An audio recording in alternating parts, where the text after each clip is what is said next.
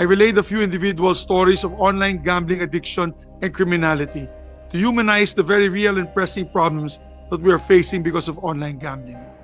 Today, we'll hear directly from some of these online gambling victims themselves.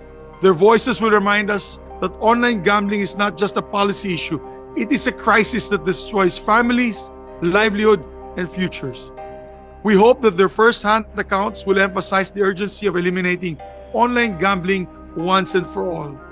We have with us a family from Bukidnon who lost their son to suicide after he incurred an online gambling debt that he could not pay.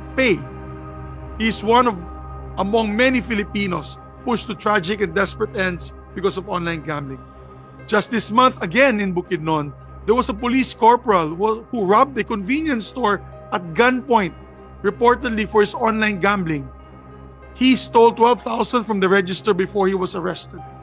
La Trinidad, a 22-year-old boy, was reported to have committed suicide due to online gambling debts. In Banbantayan, Cebu, a man was reported to have murdered 3 people due to an argument over online gambling winnings. And in Cebu City, an 18-year-old was arrested for killing a 45-year-old, also after arguing about online gambling winnings. I would dare to say, my dear friends, colleagues, and the Filipino people, it is possible that more people have died and criminality has increased due to online gambling more than pogos. That is blood in your hands to the operators and regulators. These stories reveal the ugly truth of online gambling. It is not at all just fun and games, as colorful advertisements would like us to believe.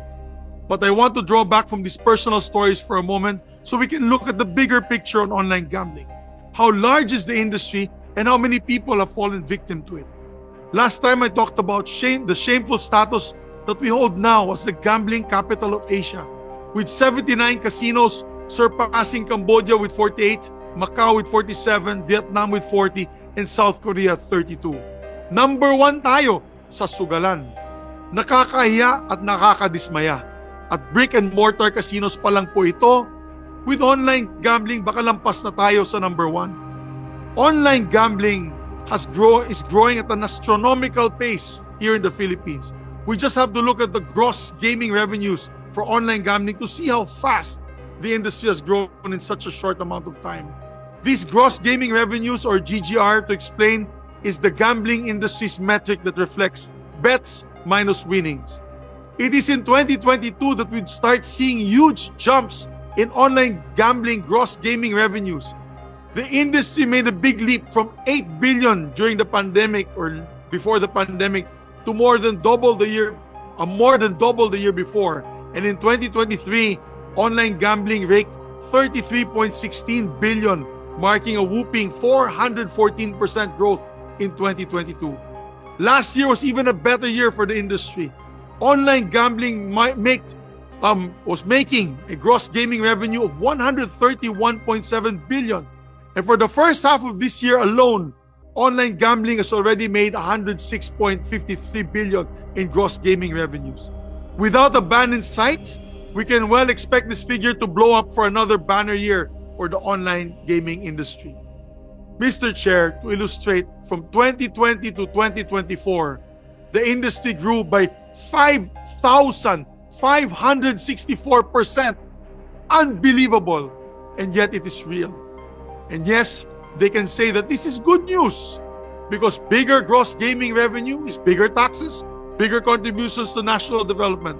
But that is a generous view of a dire situation because the truth is that massive revenue is from the pockets galing sa bulsa ng ating masang Pilipino, hardworking middle-class Filipinos, not foreigners, not rich people, just working class, regular working class people.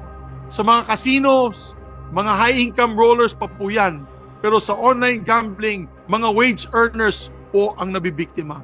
Mga jeepney drivers, mga tindero at tindera, mga stay-away home nanay, pati mga estudyante. At pati na yon, ang mga OFW galit na po dahil ang pinapadala nila nauubos sa online gambling. How do we explain the extraordinary growth of online gambling industry? The biggest culprit, Mr.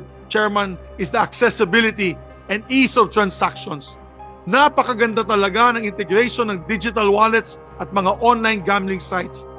Napakadaling tumaya at mag-withdraw, mag-top up at tumaya muli. Kasi ilang click lang yan online, tapos na. Hindi mo na kailangan lumabas ng bahay. Napakabilis ng transaction, napaka-convenient maglaro, mag-scatter. GCash alone has a user base of 94 million people. That is 81% of our entire population.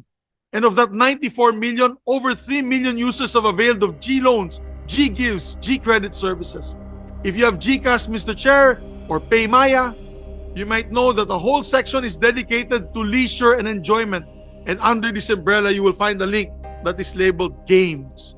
Click on this and it will lead you out of GCash app and straight to the page of Pardcore licensed online gambling operators. All this can now be used by using your GCash account. And if you lose and run out of money, all these e-wallets from GCash to PayMaya, walang problema. You can apply for GCash loans and loans in other e-wallets. Walang problema, tuloy ang saya. Mr. President and Mr. Chairman, Capistrano Intel Corporation ran a survey on online betting.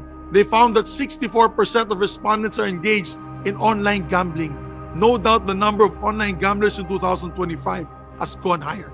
According to Bridges of Hope, a rehabilitation center which is represented here by John T., with 15 facilities across the country, 7 out of 10 clients that they treat now are for online gambling addiction. Hindi na po substance abuse, gambling addiction na po. Another support group, Recovering Gamblers of the Philippines, also has seen more online gamblers come in for help. And in just 2 years, the composition of recovering clients changed from 60% online gamblers and 40% online casino gamblers rather, to 90% online gamblers and 10% casino gamblers. And according to the World Health Organization, every high-risk gambler affects an average of 6 people. Pamilya po nila yan at mga kasama sa trabaho. A chain effect of lives destroyed by online gambling. Mga kaibigang inutangan ng mga magulang ninakawan, mga anak na napabayaan. These numbers are only going to get worse and longer if we allow online gambling to go on. We need the political will to stop this. Even our neighbors, Mr. Chairman, Indonesia has already cracked down on online gambling. This month alone, they froze 26,000 bank accounts used for online gambling activities.